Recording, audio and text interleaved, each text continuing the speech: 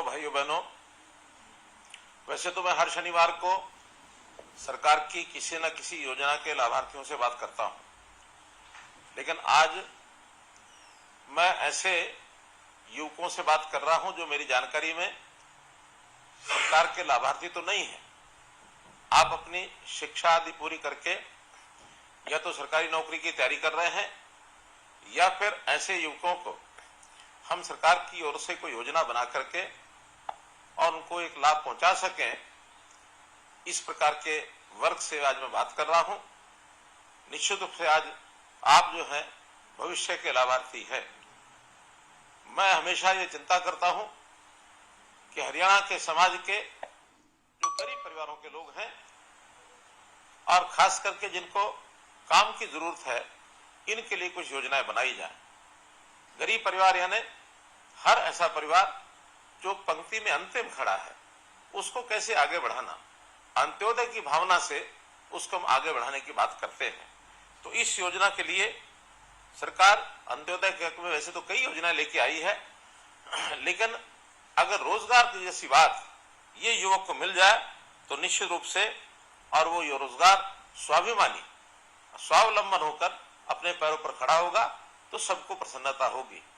आप वैसे बेरोजगार होंगे, लेकिन मैं आपको बेरोजगार नहीं कहूंगा। आप एक प्रकार से प्रतिभावान हैं। आपकी प्रतिभा का उपयोग समाज में किस काम के लिए हो सके, ऐसे अवसर तलाश करने का काम आप और हम मिलकर करेंगे। मित्रों, जब भी कभी कोई साथी ऐसे अवसर से गुजरता है जब वो काम करना चाहता है लेकिन उसको काम नहीं मिलता है, तो अपनी भागदौड़ के लिए वो रोजगार के लिए तलाश करता है, रोजगार के लिए अपने आप को तैयार करता है, और जब तैयार हो जाता है तब वो रोजगार की चिंता भी करता है। हम लोग ऐसे तैयार हुए युवक को सदा संपर्क करते हैं, और संपर्क करने के लिए हमने एक योजना बनाई पिछले दिनों में, मुख्यमंत्री अंत्योदय परिवार उत्थान योजना। और इस अंत्योदय परिवार उत्थान योजना के अंतर्गत प्रदेश भर में लगभग 500 कैंप ये हमने लगाए, और एक एक परिवार के किसी न किसी सदस्य को हमने बुला करके और उनको कोई काम देने की बात कही। ऐसे परिवार जिनकी आय 1 लाख रुपए से कम है।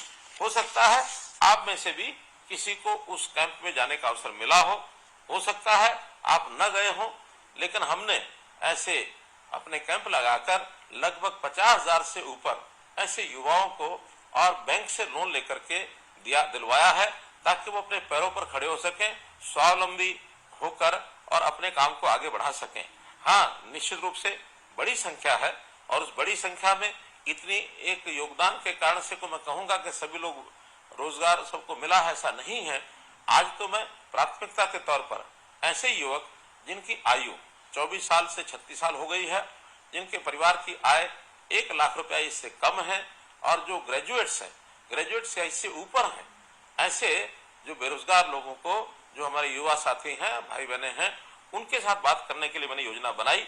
और एक बात आपको मैं ध्यान कराना चाहूंगा कि आखिर इस प्रकार की योजना है ये हम कैसे बना पाते हैं। आपको ध्यान होगा, हमने एक नई योजना यूनिक पूरे देश भर में, हमारा अपना प्रांतीय हरियाणा, जहां हमने परिवार पहचान पत्र की इस योजना को लागू किया है। परिवार पहचान पत्र के माध्यम से मैं आप सब लोगों तक पहुंचने का और एक रास्ता बना पाया हूं। जो लोग इस परिवार पहचान पत्र की आलोचना करते हैं, वास्तव में वो इन व्यवस्थाओं को पसंद नहीं करते हैं, क्योंकि उनको पता है कि एक बहुत आसान तरीके से प्रदेश में किसी भी व्यक्ति तक पहुंच बनाई जा सकती है, प्रदेश के किसी व्यक्ति से हम बात कर सकते हैं। तो ये सारा काम करने के लिए ऐसी एक सूची बना करके आप लोगों से बात करने का मैंने ये रास्ता ढूंढा है। आप लोग पढ़ाई करते हैं, पढ़ाई करने के बाद सरकारी नौकरी की तलाश आपको रहती है। पता है अपने को सबको कि सरकारी नौकरी के लिए एक परीक्षा देनी पड़ती है, और उसमें मेरिट अगर अच्छी आती है तब जाकर के सरकारी नौकरी किसी को मिलती है। सरकारी नौकरी बहुत अधिक लोगों को मिलना संभव नहीं होता, मात्र 5 या 6% लोगों को ही ये नौकरी मिलती है। शेष सबको भी रोजगार चाहिए। तो उन रोजगार के लिए हम लोगों ने ऐसी कुछ व्यवस्थाएं की हैं कि स्वरोजगार से आप लोगों तक पहुंच करके, रोजगार मेले लगा करके, कहीं स्वरोजगार के साथ अपना व्यवसाय करने का, या कहीं मानो प्राइवेट नौकरी के लिए भी आपको तैयार किया जा सके। और बहुत ऐसे लोग भी हैं जो अपनी तैयारी करके और सरकारी नौकरी में जाना चाहते हैं, लेकिन उनको वर्षों लग जाते हैं, किसी को 2 वर्ष, किसी को 3 वर्ष, तो ये जो इंटरिम बीच का समय है, इस बीच के समय में भी कोई खाली न रहे, तो इसके लिए कई हमने व्यवस्थाएं बनाई हैं।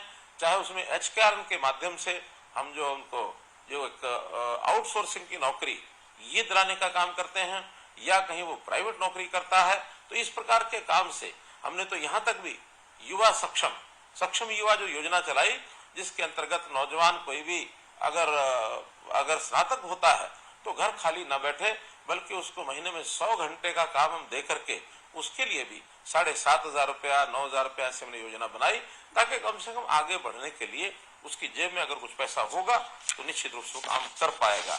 इस रोजगार मेलों के अंदर सरकारी विभागों की बहुत सी योजनाएं होती हैं, हमने उनको वहां भेज करके 17 विभाग ऐसे थे जिन्होंने ऐसे सब युवाओं की काउंसलिंग की, और उन मेलों में उन्होंने जाकर के पुरानी जो कुछ कंपनियां ऐसी हैं, कुछ उद्योग ऐसे हैं जिनको बुला करके काम देने की भी बात की है। तो इन सारे प्रयत्नों के माध्यम से आप लोगों को कैसे काम मिल जाए, इसका हम लगातार प्रयत्न करते हैं। मित्रों, पिछले 9 वर्ष में बहुत से उद्योग लगे हैं, बहुत से रोजगार मिले हैं, लगे हैं। मुझे तो इस बात की प्रसन्नता है कि हम जितने प्रयत्न करते हैं उसका बहुत लाभ हो रहा है।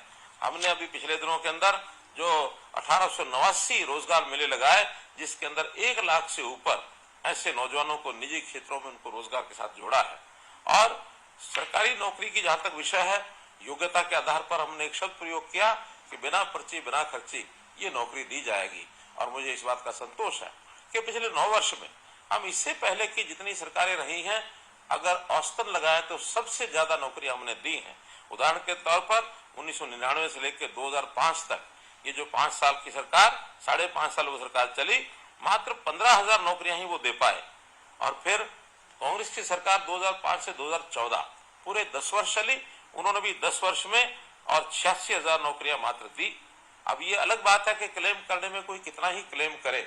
मैं भी पिछले दिनों में पूर्व मुख्यमंत्री भूपेंद्र सिंह हुड्डा से बात मैं सुन रहा था, उनकी बात, तो उसमें उन्होंने बताया कि हमने 1 लाख तो अध्यापक लगा दिए हैं, जबकि वास्तविकता ये है कि कुल 10 साल में 35,000 अध्यापकों की भर्ती उन्होंने की है। मैं कभी ना कभी उनके आमने सामने बैठ करके भी इस बात का और खुलासा करने वाला हूं कि उन्होंने कितनी नौकरियां दी, और उन नौकरियों में उन्होंने नौकरियां लगाने का प्रयत्न किया होगा, लेकिन वो प्रयत्न करने के साथ उनके एक सिस्टम में कितनी खराबी थी कि उसमें बहुत सी नौकरियां तो बलि चढ़ गई, कोर्ट्स ने जिनको रद्द कर दिया। तो ऐसी रद्द हुई नौकरियां वो भी उनको देखनी होंगी। और जो उन्होंने आउटसोर्सिंग से लगा करके गेस्ट टीचर लगाए थे, आखिर उस गेस्ट टीचर्स को भी नौकरियां नहीं दे पाए। हमने आने के बाद उनको नौकरी भी दी, और नौकरी में उनको अंतिम समय तक वो रिटायर ना हो, ताकि उनको रोजगार उनके रिटायरमेंट एज तक मिला रहे। ये काम भी हमने आने के बाद किया। तो हम जो ट्रांसपेरेंट नौकरियां कर रहे हैं, यानी जो दे रहे हैं 2014 से लेकर 2023, इन 9 सालों में मुझे बड़ी खुशी है इस बात को बताते हुए कि 1,14,000 तो सरकारी नौकरियां हमने दी हैं, और साथ ही अभी अगले 6 महीने के अंदर अंदर और 41,000 भर्तियां जो हैं वो प्रक्रिया अधीन हैं। तो अगर ये सब भी होती हैं तो 1.5 लाख से ऊपर नौकरियां ये हमारे इस 10 साल के कार्यकाल में पूरी होंगी।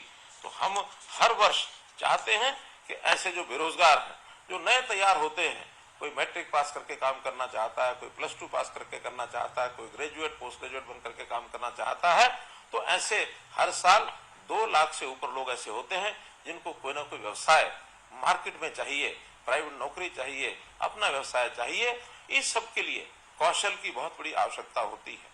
हमने कौशल विकास कैसे हो, इसके लिए हरियाणा ने और एक श्री विश्वकर्मा कौशल विश्वविद्यालय ये भी खोला है।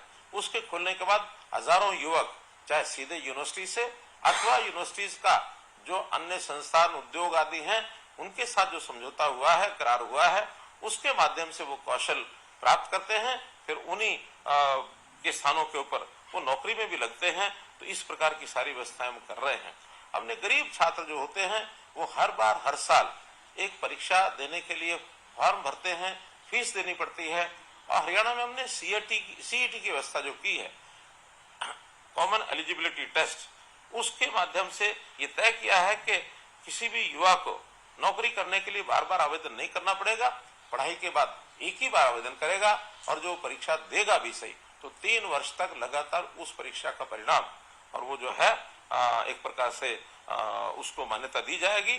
उसमें से कभी भी 3 वर्षों में उसको जो नौकरी पर मिल सकती है। हाथों हाथ जिनको नौकरी मिलेगी उनको तो सरकारी नौकरी में पक्के होंगे ही। जो ऐसी जो परीक्षा सीईटी की होती है उसमें हमने एचकेआर के माध्यम से भी ऐसे जो परीक्षा दे चुके लोग हैं सीईटी में उनको 10% मार्क्स अंक अलग से भी मिलेंगे, ताकि प्राथमिकता के आधार के ऊपर उनको जो है नौकरी दी जा सके, क्योंकि उनकी आवश्यकता बहुत अधिक है। बीपीएल के जो परिवार हैं ऐसे परिवारों को 5 अंक अतिरिक्त देने का भी हमने प्रावधान किया है, और इन 5 अंक के कारण से बहुत से ऐसे जो विद्यार्थी अपनी गरीबी के कारण से शायद कंपीट करने में उनको कठिनाई आती होगी, तो इन 5 अंक लेने के बाद वो एक अच्छी कंफर्टेबल पोजीशन पर ये आ जाते हैं। ये भी हमने इसके अंदर जो है ये काम किया है। तो मित्रों, हमारे यहाँ जो भी कुछ योजनाएं बनाई गई हैं, इन योजनाओं में अधिक से अधिक लोगों को काम मिले। और एक नई चीज आजकल इंडस्ट्री ऐसे युवकों को तलाश करती है जो नवीनतम तकनीक के अनुसार उद्योगों की मांगों को पूरा करे। तो इस प्रकार कुछ युवा ऐसी पढ़ाई करने के बाद उनको अप्रेंटिसशिप, इस एक योजना का भी लाभ हम दिलाते हैं। हर प्रदेश में अप्रेंटिसशिप प्रशिक्षण, इस पर विशेष ध्यान हमने दिया है। तो जो प्रति लाख जनसंख्या के आधार पर पूरे देश में ऐसे अप्रेंटिस की संख्या में गिने तो हरियाणा राज्य देश में प्रथम स्थान पर आया है, जो अप्रेंटिस के माध्यम से उनको जो है नौकरियां मिलती हैं। तो ऐसे ही बहुत लोग विदेश में भी जाने की इच्छा रखते हैं,